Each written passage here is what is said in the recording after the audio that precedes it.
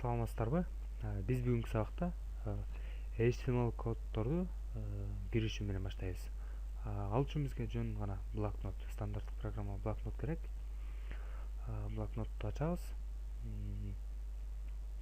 Биринчи сактап алабыз. Сактаганда эң маанилүүсү бул жака атын жазабыз.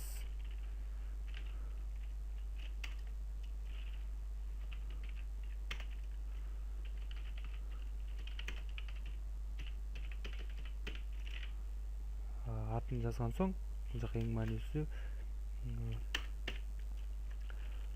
типти HTML код кылып сохранить этебиз. Ал болсо мынакей бизде. Эми биз баштарда алгач бул HTML коддо башталышы HTML сөзү менен башталат. Жанагы акыркысы бүткөн жагы HTML. Бул жагына бөлүү келет. Мында азыр жөн гана бош барак бет түзүлдү бизге. HTML бизге көрүнбөйт, ал башкаруучу символдордон турат. Бул жака биз азыр панелдеги атын бул жакта өзгөртүү үчүн биз команда карабыз. Ал үчүн бизге title сөзү керек болот. Title сөзү интернет.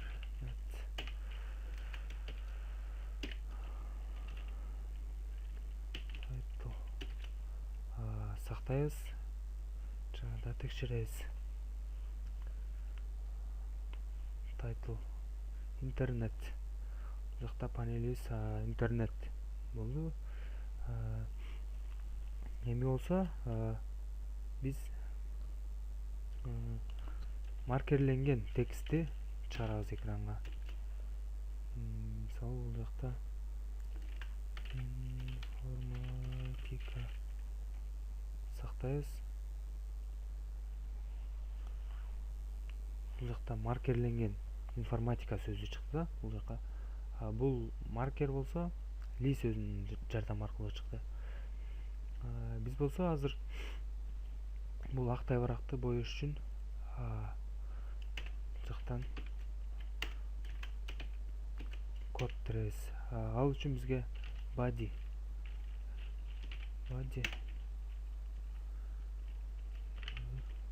color бул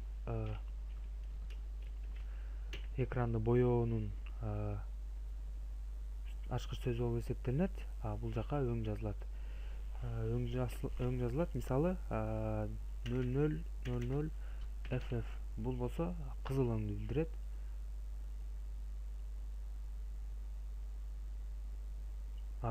Бул жак көк өңдү билдирет. Бул ал эми кызыл өңдүк болсо тескерисинче FF азыр кызылга боелот. Бул FF00 коду менен терилип, body bg color сөзү менен боелду. Ал эми андан кийинки командабыз бул текстти боеоо.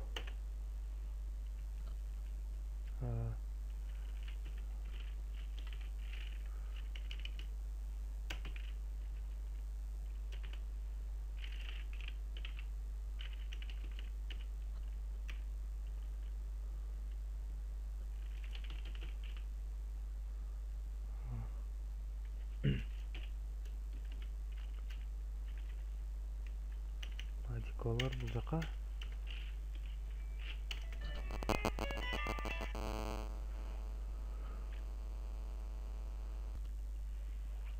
бизде дагы бир команда ай командасы.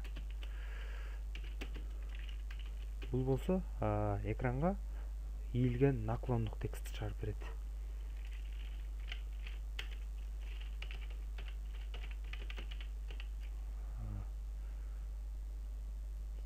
Сактап коебуз жана ачабыз.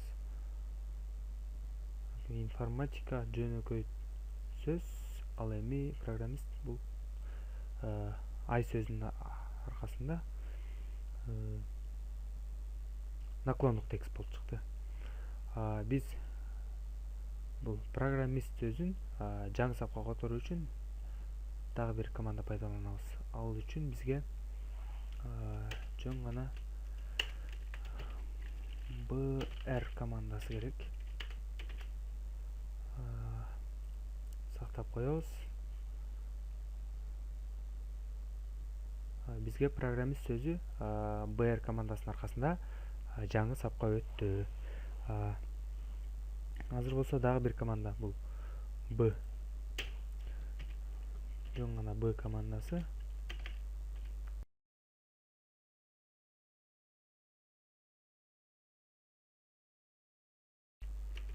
Бул башталышы, бул аягы. b командасы болсо бул калың текстти чыгарат экранга.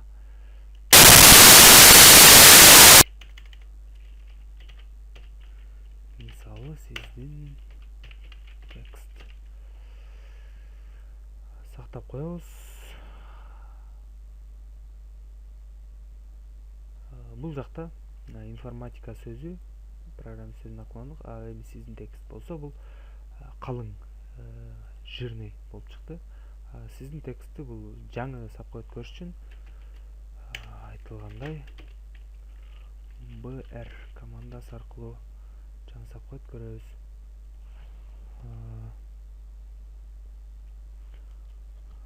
Бул br командасы аркылуу жаңы сапка өттү. Ал эми азыр br жаңы сапка өтөбүз. Жана дагы бул жерден бул болсо асты сызылган текст чыгарат.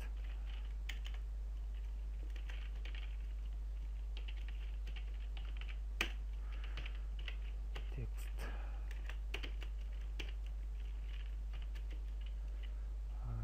Сактап коебуз. Бул жерде мына сызылган текст, асты сызылган текст бул. Ошондой эле дагы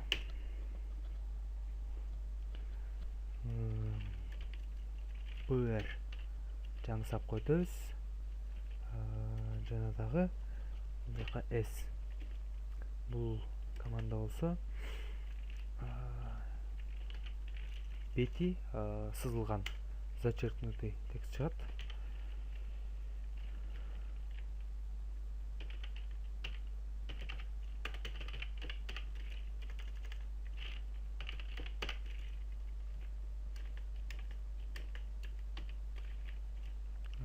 Жаап коебуз. Сактайбыз. Жана көрөбүз. Бул жерде s командасы аркылуу, код аркылуу бизге чыйылган текст чыкты. Бул жерде дагы стилдерди өзгөртсөк болот. Биз жаңы сапка өтөбүз. br бул жаңы сапка өтүү. Ал эми бул tt командасы печаттык машина, илгерки печаттык машина жазган стилди бизге көргөзөт. Сактайбыз.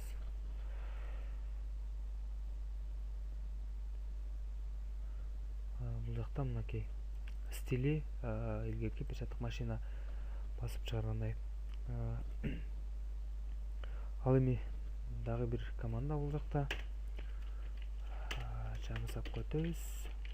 br командасы бул жаңы сапка өтүүнүн коду болуп эсептелинет.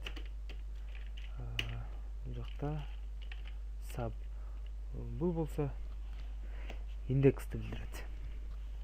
Мисалы br x2 деп жазалы. Sub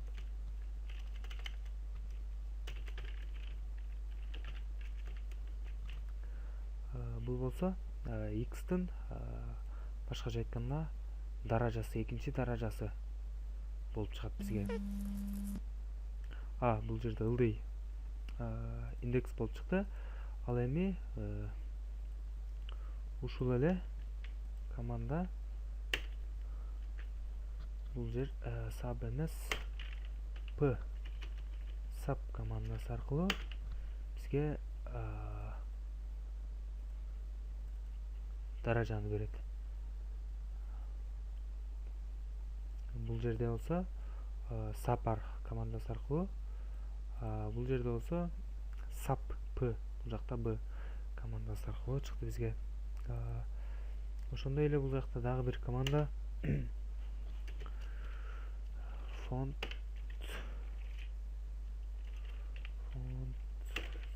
size. Font size командасы бул тексттин размерин берет. Бул жакта биз бирден баштап колдонобуз. Бир болсо эң кичине, тексттин эң кичине размери болуп эсептелинет. Ал эми биз муну жабабыз фонт сөз менен. Бул жака мисалы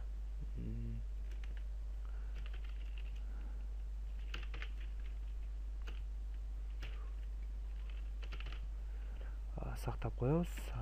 Бизге компьютер сөзү 7 размердеги өлчөм менчек берет. Эгер муну дагы өзгөртсөк болот, биз 7 эмес 4 кылып туруп, бул башкалар менен тең чыкты. Бул жакты мисалы дагы башка мүмкүнчүлүктү 15 пайдаланып көрсөк болот. Мисалы 15 бул мурдагыдан чоң чыкты. Ошондой эле дагы бир командабыз азыр. Текстти боё font color.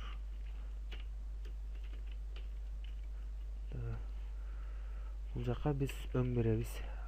Биз мисалы FF00. Бул болсо жашыл өңдү билдирет.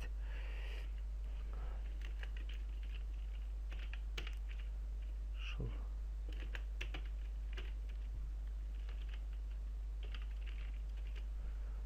сактап коебуз.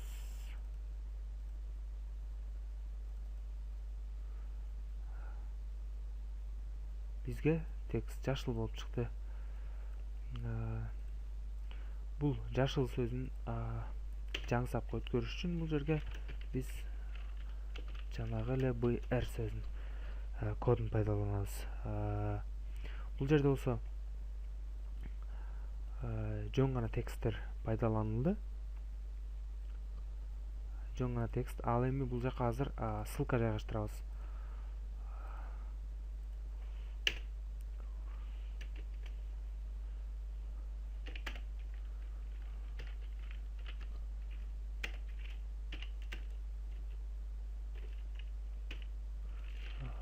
URL. Бул болсо мисалы бул ичине жазылган сөз, бул интернет дарек болуп эсептелинет да. Жабыл мисалы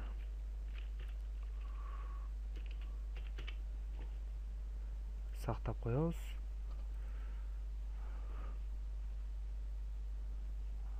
Бул жерде бул Google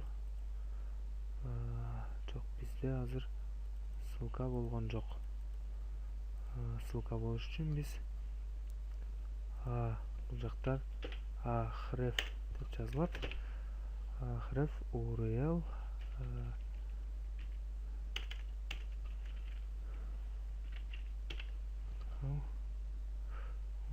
болду.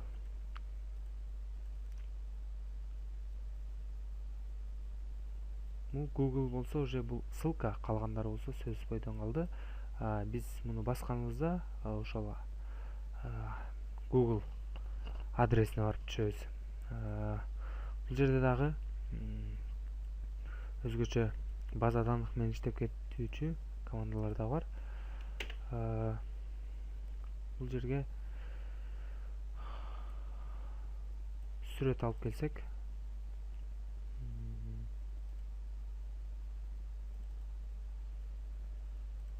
сүрөт.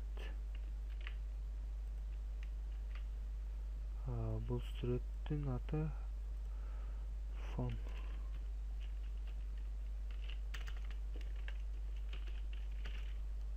Фон 14.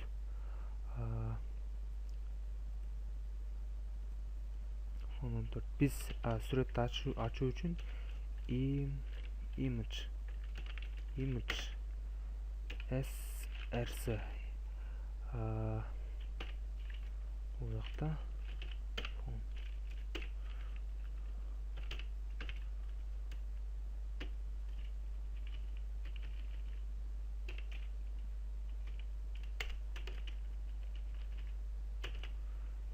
Бизде бул жакта бул image сөзү бул иштелип жаткан база данныктагы алынуучу файл бул сүрөт экени билинди. Ал эми src болсо бул база данных менен байланыштыруучу код. Ал эми бул болсо биздин файлыбыздын аты. Бул жакта бизде фон 4 сактап коебуз. Жана дагы жүктөйбүз.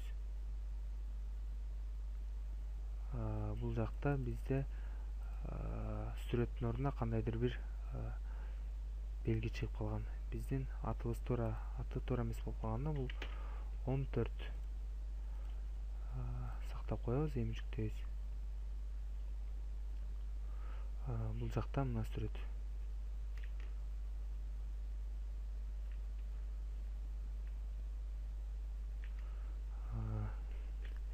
Биздин бүгүнкү сабагыбыз ушу менен бүттү.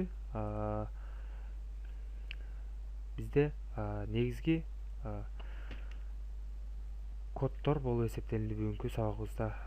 Эмки сабакта көрүшкөнчө аман туруңуздар.